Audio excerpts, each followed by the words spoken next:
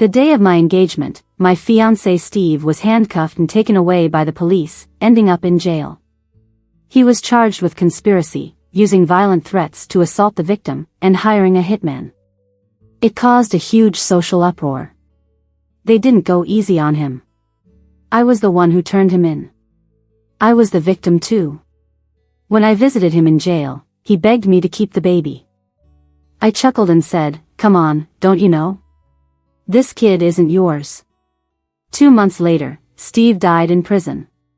If Lily hadn't insisted on me going to our high school reunion in the same city that day, I never would have met Steve, and I wouldn't have learned the truth about that hellish night 10 years ago. She left a voice message on my phone: "If you don't come to the reunion tonight, you're dead meat." I could hear the determination in Lily's voice. Knowing her for 20 years, I know when she makes a promise, she delivers. The reunion was in a hotel restaurant on the most bustling street in downtown.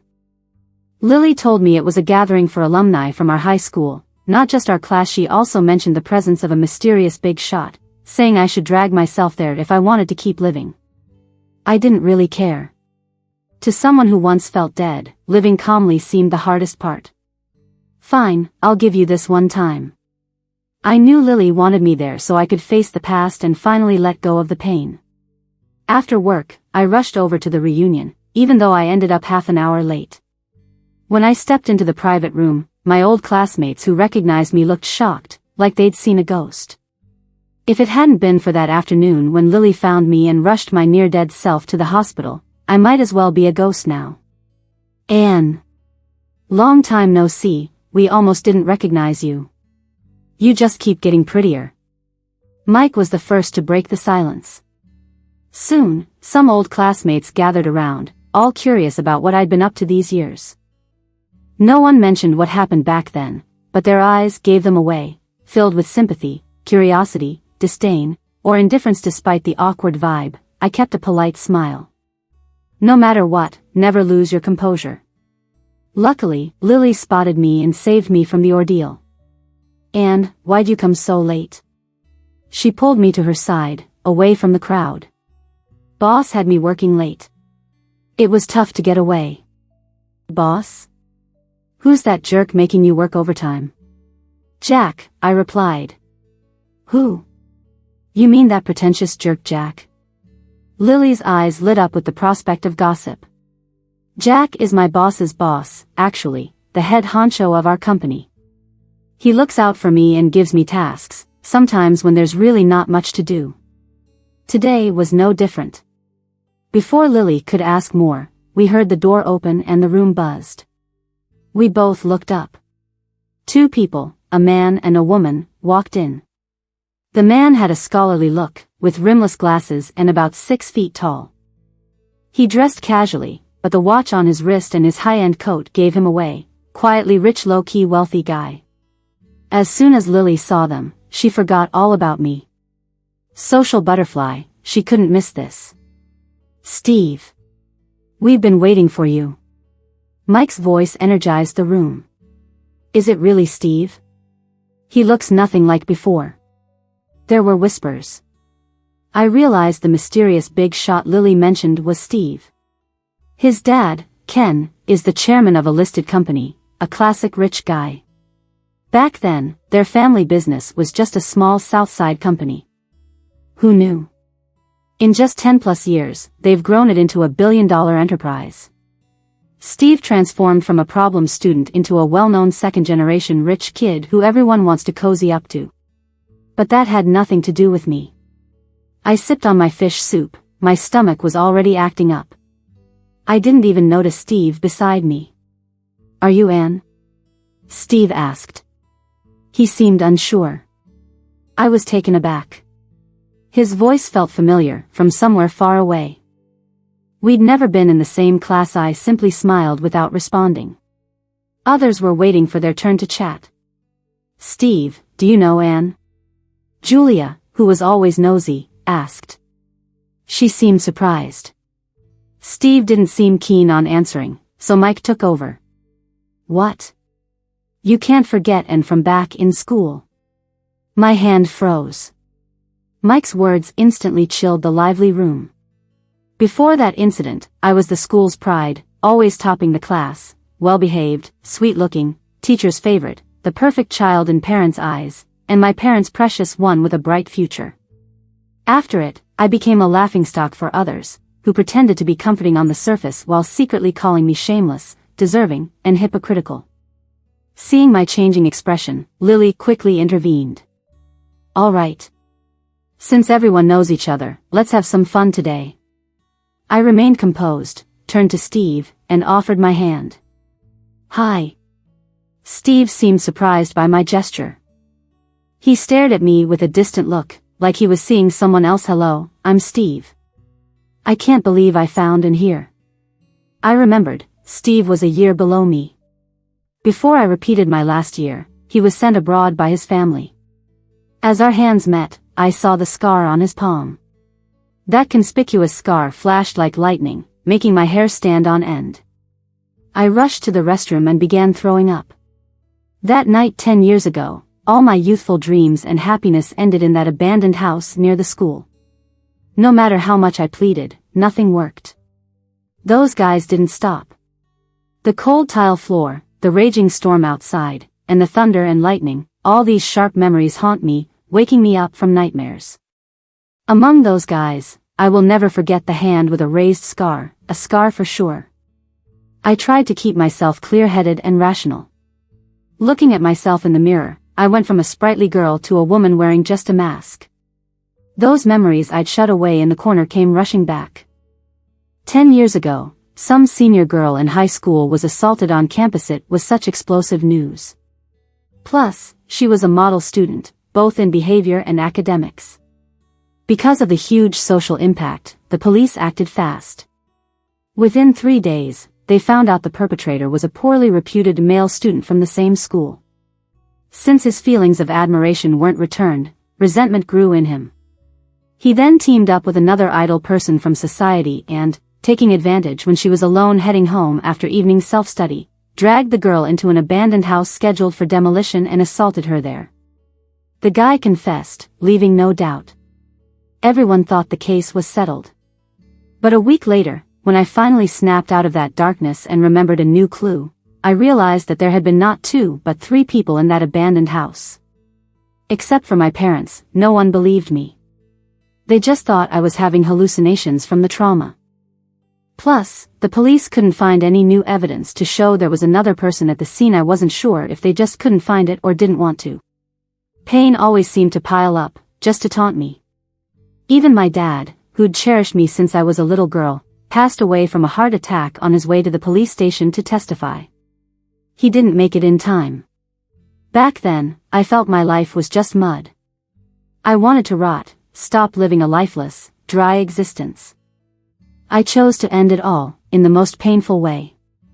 Watching my blood slowly ooze from my wrists. But when I was almost crossing that line to the afterlife, Lily pulled me back. She held me and sobbed, saying, "Anne, if you die, what will Auntie do?" Oh yeah, if I died, my mom would have no family left. After taking a year off school, I decided to repeat my final year.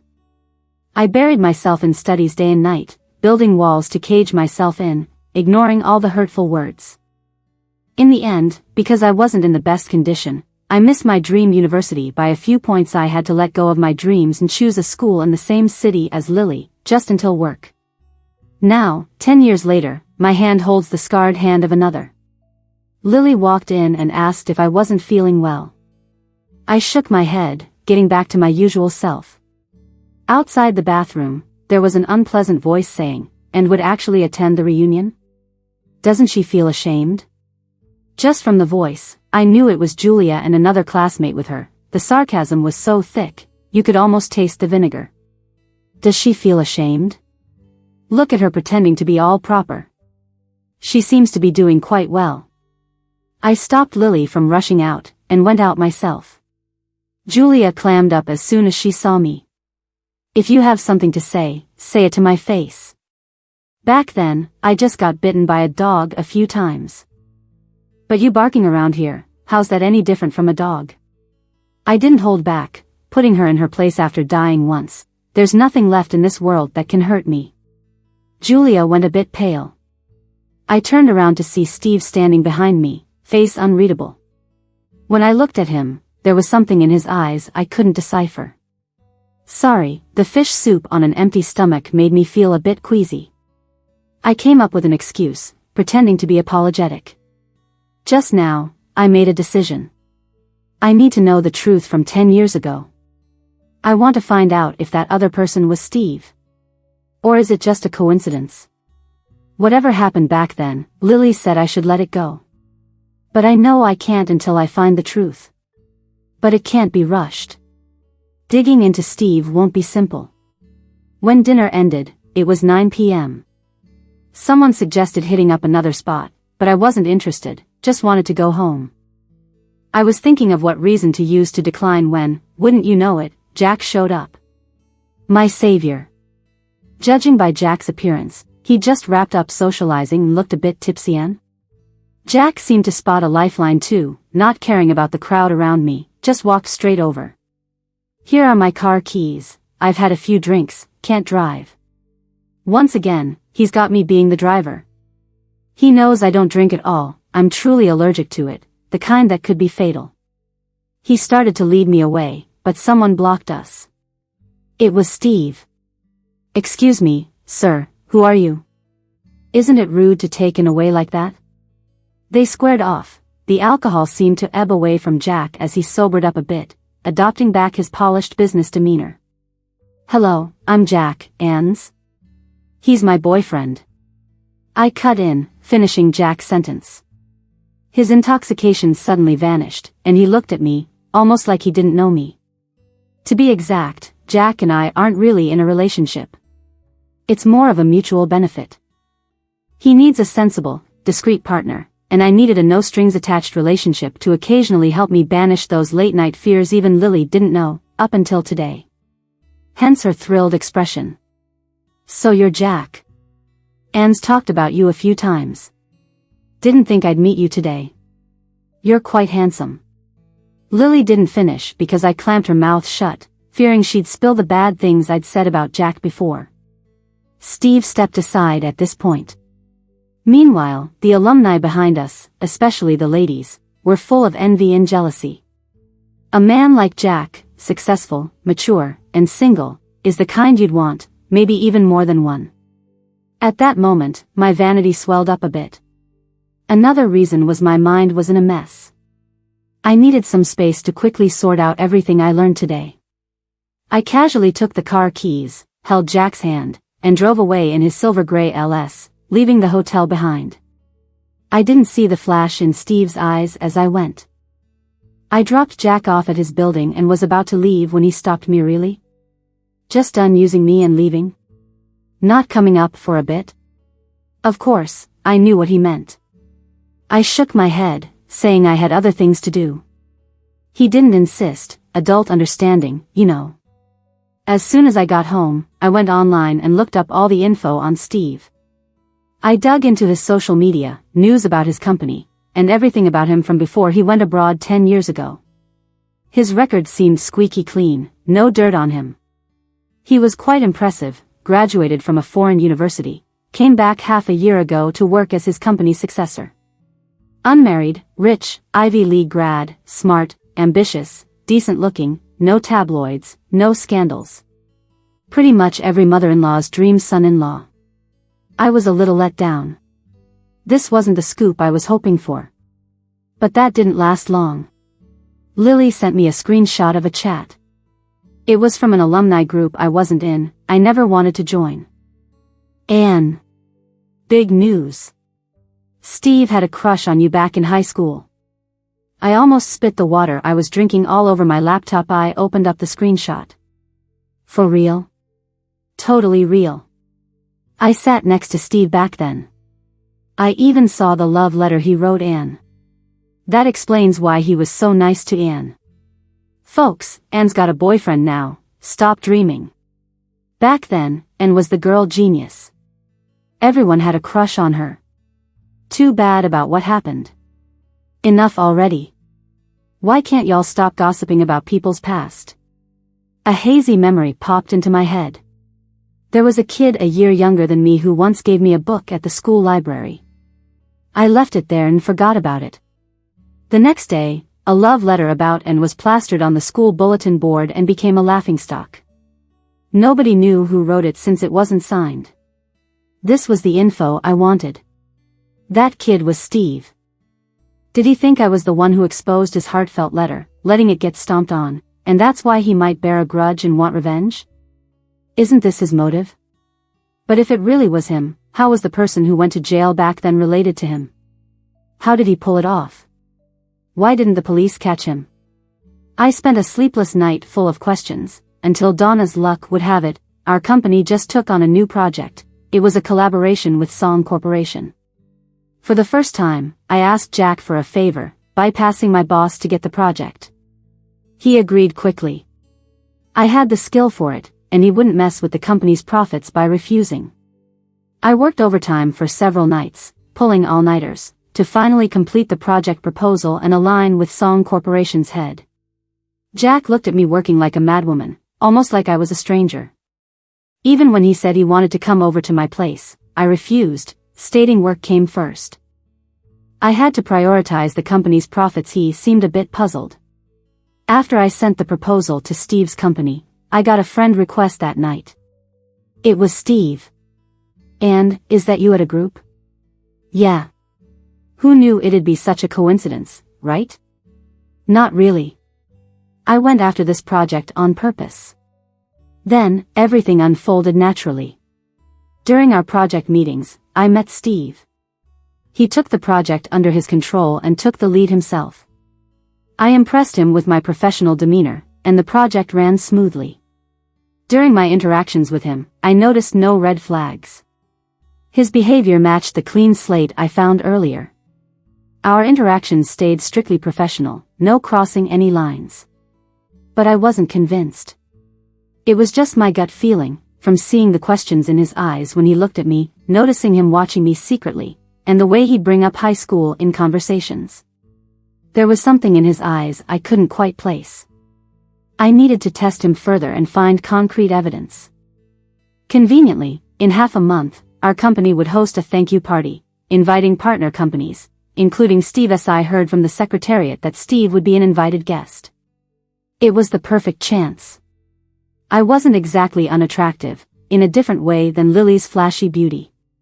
She used to say I had a subtle kind of prettiness. Maybe I'd be overlooked at first glance, but a second glance could draw someone in. Otherwise, someone with high standards like Jack wouldn't have noticed me. Looks could be a tool to use. I made the most of my strengths, putting on a wine-red fitted dress Lily picked out for me. She told me I'd be a heartbreaker in it. I styled my hair up and wore impeccable makeup. At the banquet, while others toasted Steve and made small talk, I kept my distance. Folks like him, used to being the focal point, only notice when you don't pay attention. I wore a smile the whole night, cleverly switching out wine for Coke in my glass, gliding confidently across the room, capturing Steve's attention. Without getting too close as expected, I saw Steve glancing over at me every now and then.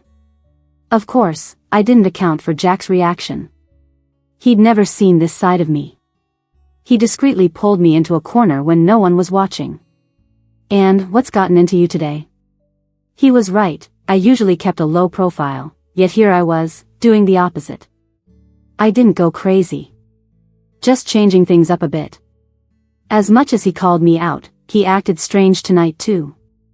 We typically acted like strangers at work, but now he was talking to me alone at this event, unlike his usual professional self. "Are you into Steve? Is that why you used me to get his attention the other day? You took the project with his company and now you're circling around him? Trying to make him notice you?" Jack fired off a string of questions, his voice rising without him realizing it. Seeing the attention we were gathering, he lowered his voice and loosened his tie. "Well, he's younger than me, in better shape, and the air. Wanting to switch things up isn't exactly surprising." "Jack, mind your words," I reminded him. Was he drunk today? I rolled my eyes and was about to leave when I heard Steve's voice behind me. "Looks like I came at a bad time. Are you two having a lover's spat?" Since that meeting at the hotel restaurant, Steve and Jack had run into each other because of a business collaboration, so they knew who the other was. Steve's sudden appearance actually gave me a perfect opportunity. I bit my lip, thinking, "Sorry, Jack." I put on a sad, hurt look. "Steve, you're joking, right? A successful guy like Jack wouldn't be interested in someone as insignificant as me. It's my bad from before. I hope Jack doesn't mind." I laced my words with a hint of painful jealousy, nearly bringing myself to tears. Jack's jaw clenched, and his expression darkened, as if he wanted to tear into me with his gaze after the party. It was Steve who drove me home. Tonight, he saw me as a heartbroken, pitiful woman, dumped coldly at the party, trying to catch my ex-boyfriend and boss Jack's attention, but failing miserably. I pretended to have drunk a lot, so he had to take me to my door. "Why not come in for a bit? Have some tea to sober up," I suggested politely. I meant to sit, not something else. He seemed surprised, but I didn't give him a chance to refuse. I pushed a little more. "Do you think I'm not worth it too?" "Yeah, old classmates used to call me a prude." "It's not what you think." That's all he replied before stepping inside. I brewed some tea for him and myself, got to keep up appearances. We chatted here and there. I could sense he was a bit awkward being alone with me. At first, he didn't say much, but later on, when he saw I truly just wanted someone to talk to, he eased up. We talked about high school memories and even the time he had a crush on me. Steve, I never saw that love letter in the book back then. I didn't post it on the bulletin board. But it was my slip, leaving the book there and letting those things happen. I liked clearing things up. No misunderstandings, and definitely no blame for things I didn't do. I explained this to Steve face to face to see his reaction. He clearly paused, looking conflicted. I noticed him gripping his teacup harder. "It's okay, it's all in the past. It's getting late. You should rest, and I should get going." He put the teacup down and left, almost like he was running away. I let out a sigh of relief and carefully placed the teacup he used into a sealed bag. It had his DNA, which I needed as solid evidence. Few people knew that one reason I took a year off school was that I found out I was 3 months pregnant. The fetus had developed. My dad used some connections and had the fetus preserved in the provincial hospital's freezer, thinking it might serve as evidence someday. The next day, I took the teacup Steve used and the fetal tissue for a DNA test. A week later, the results came back, 99% match. Seeing the results, I broke down crying alone in my room, unable to tell my sick mom or Lily, who always wanted me to move on. I thought the villain had been punished, but it turned out the real culprit was still freely roaming this world. For 10 years, I had quietly nursed the wounds in my heart in the dead of night. Those countless dark days constantly gnawed away at me. I struggled to keep my head up in front of others, but the gnawing despair just wouldn't let go. I was stuck in this bog, barely surviving, and no one could pull me out. Turns out the true perpetrator was still on the loose. That's why my tormented soul couldn't find peace. I took a week off work, went back to South City, and visited my mom in the nursing home. Then I spent an afternoon at my dad's grave. I met a lot of old classmates and teachers, subtly gathering information about those years. Most importantly, I wanted to find the police officer who handled the case back then. But I found out the officer died of cancer 9 years ago. I was stuck on what to do next until I ran into Mr. Sam, who was another young officer back then. "Are you Anne?" Mr. Sam looked at me in disbelief. I nodded politely and told him why I was there. "Mr. Sam, I'd like to know more about what happened back then. My mentor handled the case, but I know some details." 10 years had turned the spirited young man into a middle-aged man. When I mentioned my suspicion of a third person being there, he paused. After a few minutes, he sighed. "I know how the case was handled back then, but evidence of a third person wasn't in the files, and the scene report didn't mention it. Seeing I wasn't getting answers, I changed the subject. Could you give me your mentor's address? I'd like to visit his family." Mr.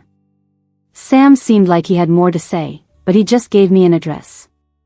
As I left, I asked Mr. Sam to keep my visit a secret, and he nodded. Mr. Sam, I believe no crime can stay hidden, and those responsible will eventually pay for what they've done. I didn't tell him what I'd uncovered because I needed more evidence. I didn't want a repeat of what happened before. With the address, I went to see the officer's family.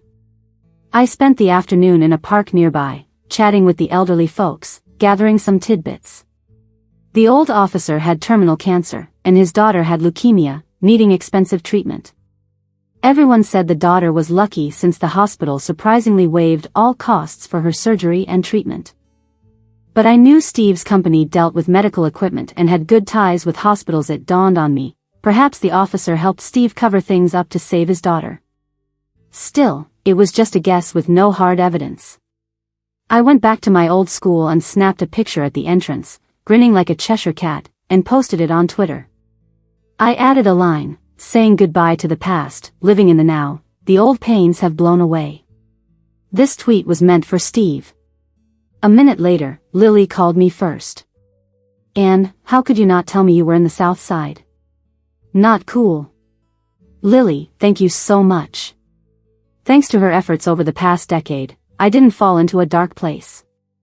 There was a long pause from Lily before she said, "Are you nuts?" Just then, Steve's call came through. I hung up on Lily and picked up his call. "And, are you in the South Side right now?" "Yeah. I am. Wanna grab a bite?"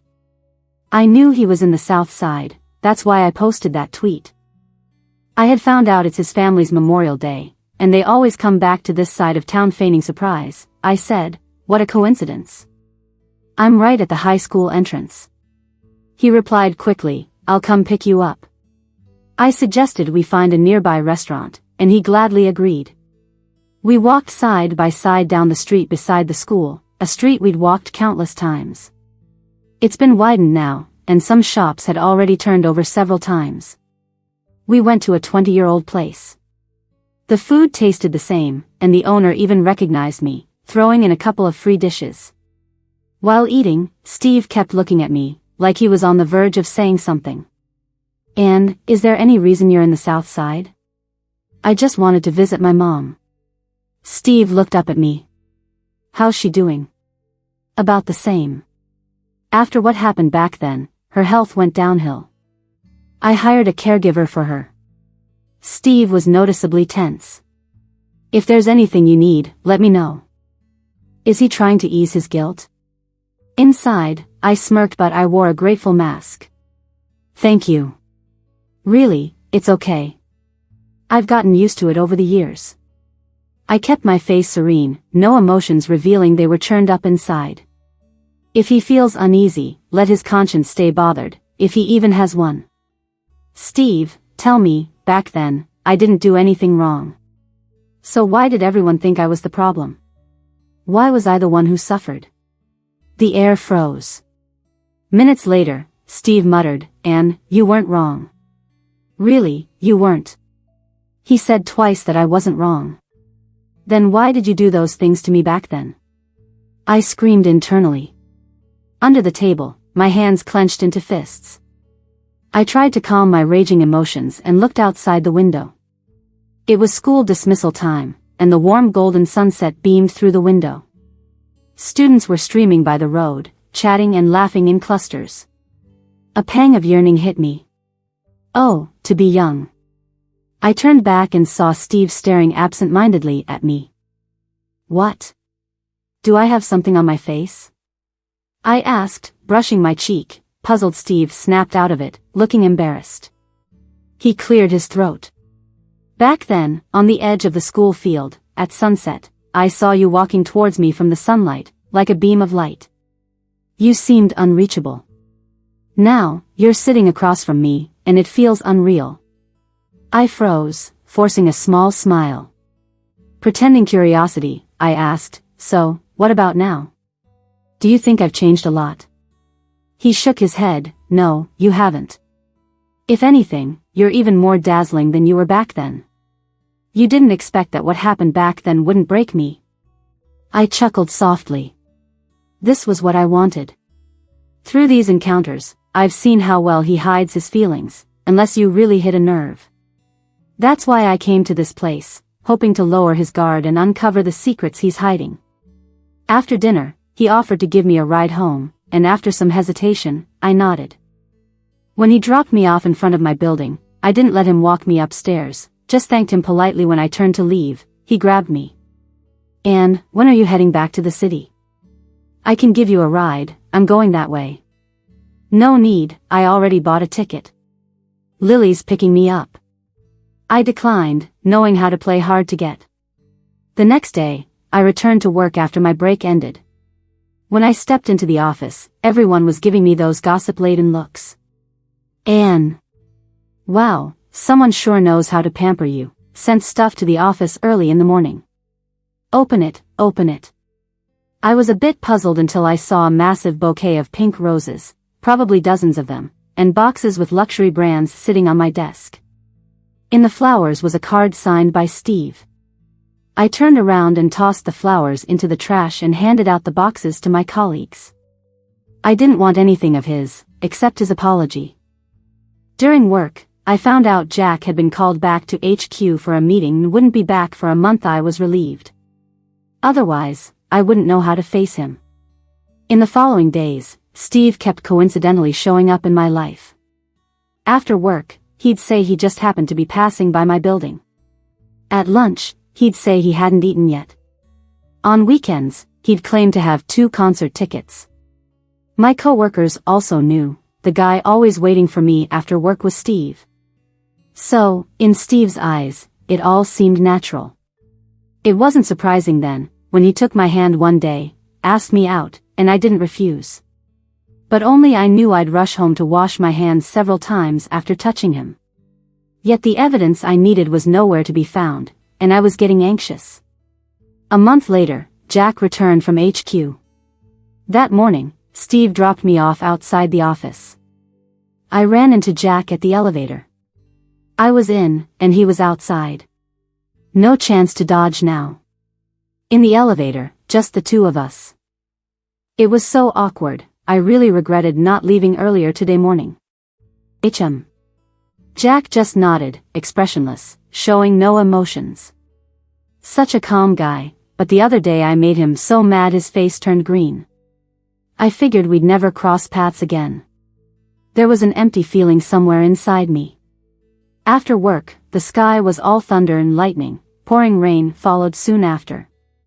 As usual, after dinner, Steve was driving me home. I was about to open the car door when he grabbed my hand. His eyes had a hint of hope. "Anne, I got my clothes wet, can I come up to yours to dry off?" He wanted to take things further. I felt hesitant. "My hairdryer broke yesterday, maybe not today?" He was smart, knew it was just an excuse, his face showed a bit of disappointment. "It's okay, be careful not to get soaked." He held the umbrella, opened my car door. Just as I was about to turn, he leaned in and his lips were warm. I froze, gripping my shirt tightly. The dark, stormy night flashed back to that night 10 years ago, making me cold all over. It ended eventually. After he drove off, I ran to the trash bin by the tree. Disgusted, I couldn't stop throwing up until nothing was left. I didn't want to go on like this, being around Steve was torture, but I didn't know another way out. I stood up and saw someone tall and steady under the dim streetlight, one hand in his pocket, the other holding an umbrella, quietly watching me. By him, that silver LS parked. Jack handed me water to rinse my mouth, took my keys, and opened my front door. He said, "Anne, I'm moving to the overseas headquarters in a week, leaving this city." That night, he was more passionate than ever. I tried hard to embrace him, trying to keep a part of him with me. Through the stormy night, I slept until the next morning. Looking at the empty spot beside me, he must have left before dawn, as before. But then I heard noises from the kitchen. I felt confused, Jack was cooking in the kitchen. Suddenly, I thought it'd be nice if every day were like this. He turned around, smiling, "Porridge is good for the stomach." I couldn't quite read him. We sat facing each other at the table. He had a piece of paper. He placed it in front of me, looking pleased. Why didn't you tell me you're pregnant? Pregnant?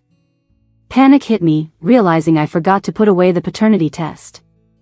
I folded the paper, sipped porridge, avoiding his gaze, and said softly, "It's not yours." The air froze. Jack stood, anger restrained but palpable. "And, say that again." He stepped closer, forcing me to confront him. "Jack, it's not yours, it's Steve's, and it's not what you think." I stopped talking, clueless on how to explain it. He was leaving anyway, and this concerned me, not him. Crash. Something shattered. Jack tightened his grip on my arm, eyes blazing like a lion on the brink of roaring. "And, what do you take me for? Using me as a free comforter? A pet you call for whenever? If I'm not wrong, you got with Steve right after the party, didn't you? Couldn't wait to get into his bed? Planning to marry into the Song family with that paternity test? What about last night? Couldn't Steve satisfy you, so you used me as dessert?" I slapped him, the sound resounding on his face. I have my limits. Silence. I had never seen him so out of control. He was accusing, yet suppressing himself, unlike his usual composed self. "Jack, act like an adult." His face darkened more. There was a soft noise at the door. I knew it was Lily. She said she'd come by, and only she had a key.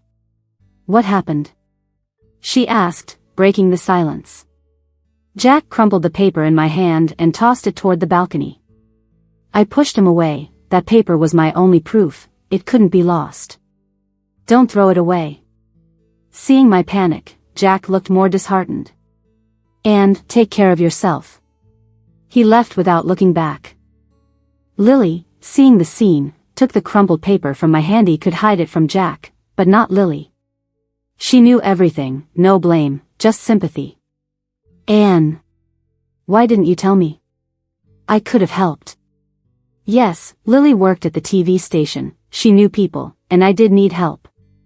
I wanted to find a housekeeper who worked for Steve years ago, maybe she knew something. I picked up bits from Steve during small talks. She said she'd ask around to find out. Later, I hit the local buzz on social media. A photo of me and Steve kissing in the rain blew up. The alumni group was wild.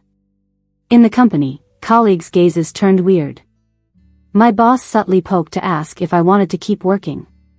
I didn't attend the farewell party the company organized for Jack. I didn't dare face him. Perhaps I'd never see him again. That day, someone unexpected approached me.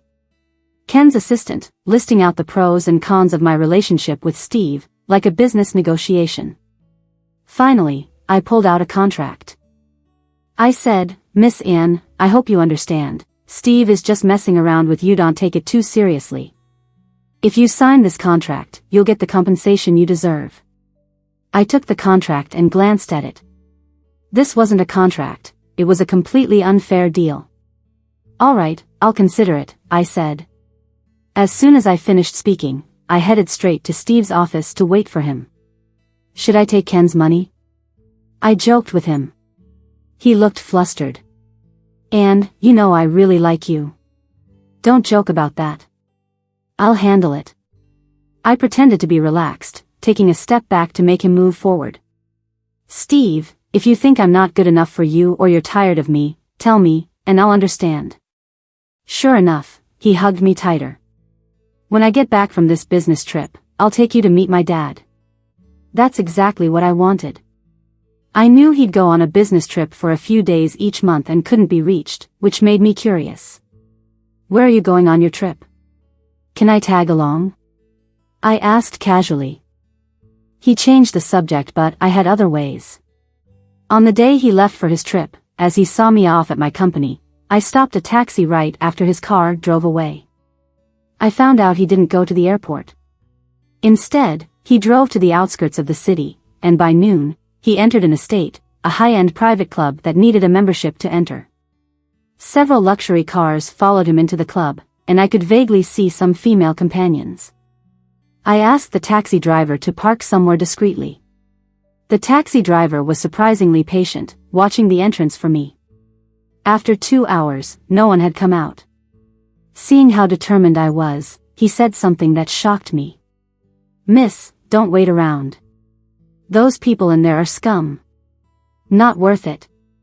"Driver, what do you know? The person who went in there is your boyfriend, right? I'd advise you to break up with him. He looks all polite but is really a beast." Upon a closer look, the driver was in his early 30s, and his angry tone surprised me. After I kept pressing him, he told me a shocking truth: the club held shady business. The driver, named Henry, said his sister had been brought there and was never the same again, eventually choosing to jump into the river. He had been investigating his sister's death, discovering that she had mentioned seeing Steve before jumping, so he decided to follow Steve. Coincidentally, I ended up in his taxi. We exchanged contact info and reached an agreement.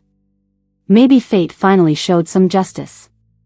An evil person can't hide forever, they'll eventually be exposed. Back home, I shared the story with Lily. She brought some news too. The maid who got fired long ago had been found. She revealed that the night of the incident 10 years ago, Steve came home soaking wet and panicked. His father discovered him and scolded him severely. A few days later, he was sent abroad. That's not a coincidence. Too many coincidences are suspicious. Before getting into that, I need to tell you about a piece of news. The person from back then is getting out of prison next month. Lily mentioned 2 other criminals from that time. One reportedly died in prison of illness. The other got a 15-year sentence but had it reduced to 10 for good behavior. Next month, Bill, the one who's getting out, presumably knows the third person from the scene back then. We might find some clues through him. After discussing it with Lily, I decided to take a risk and gamble on this. 3 days later, it was my birthday, and Steve threw me a lavish party, gifting me a pink Maserati. He said, "Anne, I want to make up for the 10 years I've missed with you." A typical heroine would be moved to tears at this.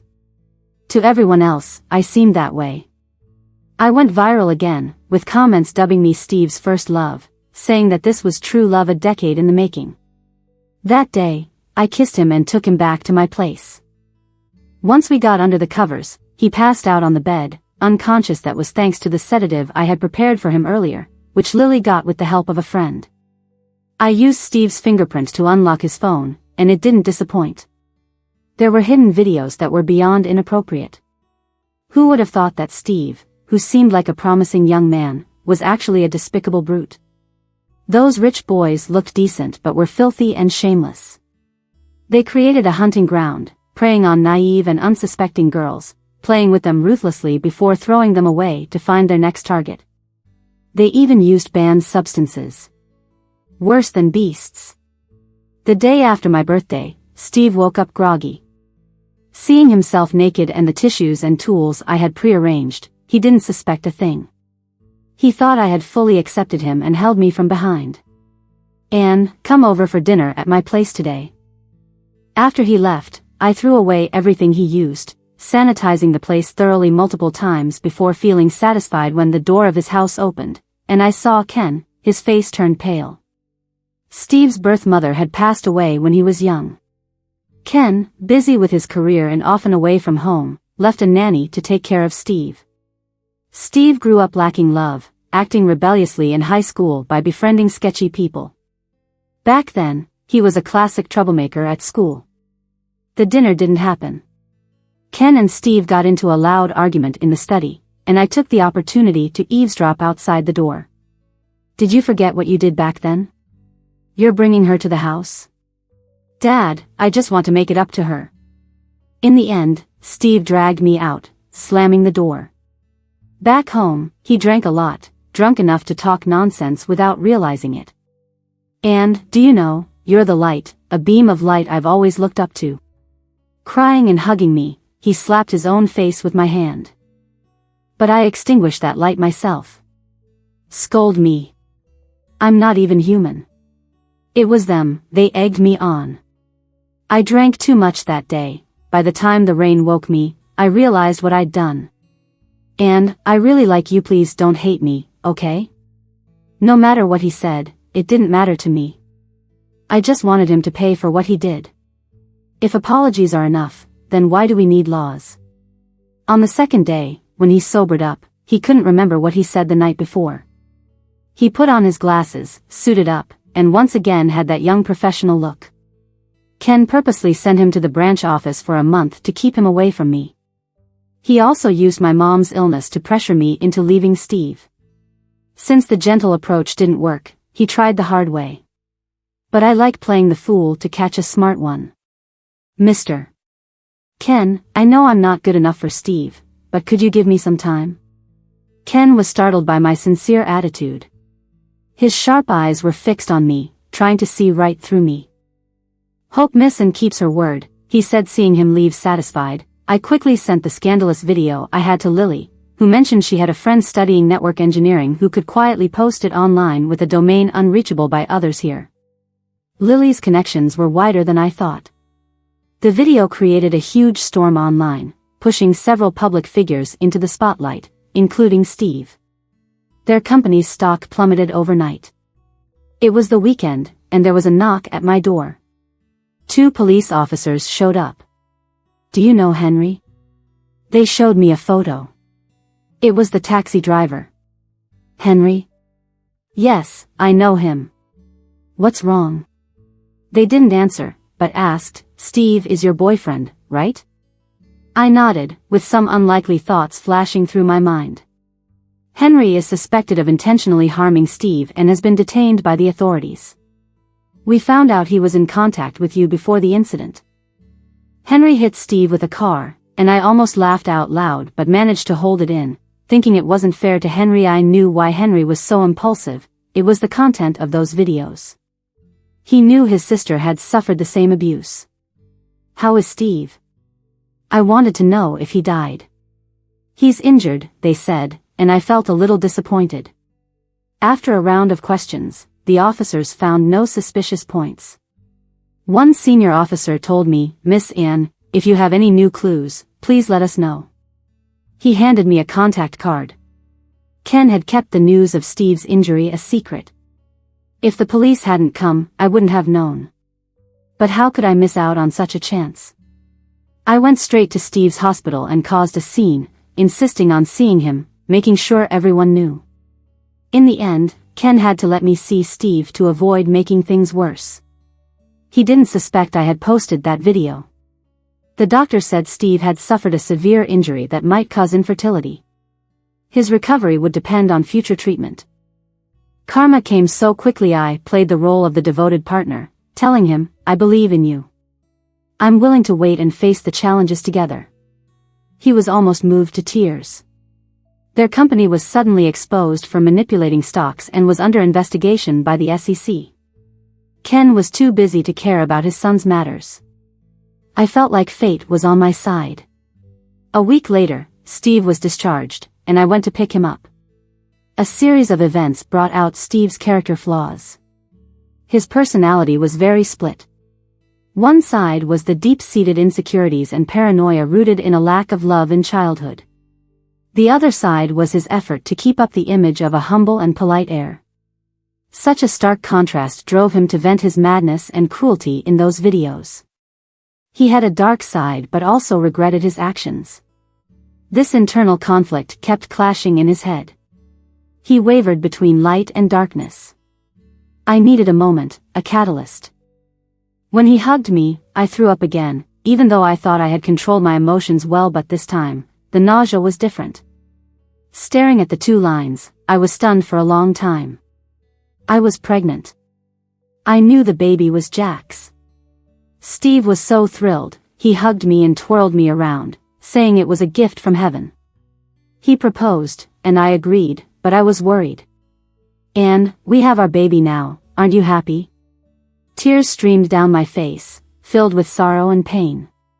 Steve, what happened back then is a thorn in my heart. Even though the person is in jail, I still hate him. He wiped my tears away. Don't worry. You have me. You don't know, it's because of those 2 bastards. I was pregnant too but had to abort, and I almost died. He looked at the scars on my wrist and stood there, aghast. After minutes, he slammed the wall, his forehead dripping blood. He gritted his teeth and said, "I'll kill him." I wanted to see him tormented by his past deeds, let the guilt slowly eat away at his sanity until he completely collapsed after knowing I was pregnant. Lily cared about my safety and urged me to leave Steve. I convinced her that it was almost over. She was persuaded. I asked her, "In a few days, Bill will be out of jail. What do you think Steve will do?"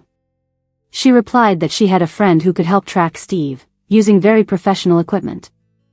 I couldn't help but think Lily was like a genie, with friends for everything. On the night of Bill's release, Steve told me he couldn't have dinner together due to some errands. I kindly texted back, "That's okay. You go ahead."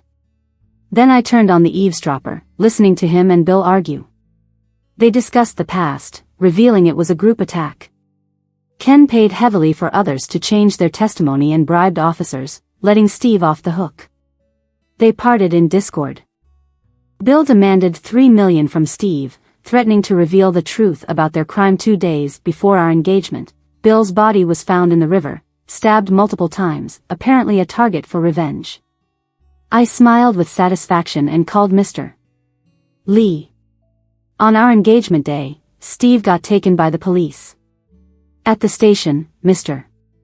Lee shook my hand in excitement, saying, "Miss Ann, Steve's involvement in luring girls has been confirmed, all thanks to you. We've been investigating this case and finally caught him." I handed over some documents and audio. "Here's the evidence of his past crime against me, and his hired murder scheme. I hope for a retrial so justice can be served." Mr. Lee nodded seriously. "Don't worry, justice for crime may be delayed, but it won't disappear." I asked him, "What will happen to Henry?" Mr. Lee said he injured someone, and it's a fact, so he got sentenced to 2 years. I felt a bit of pity. Ken tried all sorts of connections to protect his son, even applied for medical parole. He thought it would be like before, his son dodging the law. But this time, the evidence and witnesses were solid and the social impact too big to manipulate behind the scenes. When he found out it was me who reported his son, he came to me, pointing angrily, saying I ruined his son. I laughed so hard I cried, telling him, "You knew exactly what Steve did back then, and this is your overdue retribution." Ken finally realized, and when he was leaving, he stumbled, almost falling. The reputation of the company plummeted, their stock got delisted, and Ken was investigated by the Financial Crimes Unit. I went to see Steve in prison. He wore prison clothes, his eyes looked dull, and he seemed worn out. Seeing him like that, I couldn't help but smile. When he saw me, his eyes lit up, his hand trembling slightly as he held the phone. "And my dad told me you knew everything from the start. Tell me it's not true." "Of course it's true." His face turned pale. "So all along, you were lying to me, getting close just to find evidence from back then? You never loved me? It was all an act? You were just playing me?" He yelled, a mix of despair and anger in his voice. "But really, what right does he have to be angry? Steve, do you know how sick I felt when you held me?" I looked at him through the glass with no expression, like staring at a stray dog. Then he seemed to think of something. "And, the child is innocent. I'm begging you, can you have the baby? I'll do anything you ask." I laughed loudly, not holding back, until tears came from laughing. "It's ridiculous. You think this child is yours? You think I'd fall for someone who nearly destroyed me? You think I'd let you touch me again? I'm disgusted." He sank to the ground, his face lifeless. As I left the prison, the sun was shining brightly. I looked up at the light. It was so dazzling, I shielded my forehead with my hand. I felt somewhat dazed, like everything recently seemed unreal, as if everything was finally settled. But also like something was missing. Thump, thump. I felt the tiny heartbeat inside me. "Lily came to pick me up," she asked, "Anne, what do you plan to do about the baby?" I gently rubbed my belly and answered firmly, "Of course I'm going to have it. The dad's genes are too good to waste." "Is that a compliment?" Came a familiar voice from behind. It was Jack's. Surprised, I turned to see Jack standing there, hands in pockets, a smile on his face. Lily shrugged, a bit helpless as she explained. Don't blame me for not telling you. No matter how many friends I have, Jack's more useful than anyone. It was his idea not to tell you, blame him. She said and then slipped away. I found out everything began that morning when Jack returned and ran into Lily on her way down the stairs. He got all the details from her. They both agreed to keep me out of it, so I could do what I needed. The company got exposed for stock manipulation. That was Jack's doing, keeping Ken busy so he couldn't interfere with Steve, which allowed everything to go smoothly on my end. Hearing all this made my nose tingle, realizing for the first time how good it feels to have a solid support behind you. It's a feeling of reassurance and security that I hadn't felt in a long time. Jack took my hand and said, "Anne, I apologize for the jerk things I said that day. From the start, you were the one I wanted to hold and keep by my side." I buried my head in his chest, muffledly asking, "Why didn't you say anything before?" His face showed exasperation. "Because someone once told me they were only responsible for the body, not the emotions?" What could I say to that?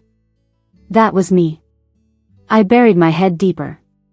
Well, now I want to be responsible for the emotions. Is it too late? Not at all, it's just right. But you've been transferred to the head office overseas. Funny enough, last week, head office appointed me as the general manager of the new branch here, starting tomorrow. Then Jack, can you help me file for a pay raise? Raising a kid is expensive. No worries, the dad's good at making money. 2 months later, I got the news. Steve had died in prison. 'Cause of death, suicide. On stormy nights, I'm not afraid anymore. I believe that no matter how dark, the night will always be followed by dawn, chasing away the darkness and cold, leaving just warmth and justice in this world.